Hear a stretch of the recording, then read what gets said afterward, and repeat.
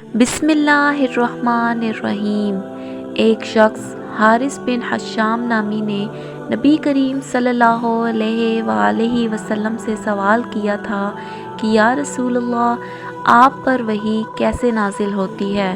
آپ صلی اللہ علیہ وآلہ وسلم نے فرمایا کہ وحی نازل ہوتے وقت کبھی مجھ کو گھنٹی کی سی آواز محسوس ہوتی ہے اور وحی کی یہ کیفیت مجھ پر بہت شاق گزرتی ہے۔ جب یہ کیفیت ختم ہوتی ہے تو میرے دل و دماغ پر اس فرشتے کے ذریعے نازل شدہ وحی محفوظ ہو جاتی ہے، اور کسی وقت ایسا ہوتا ہے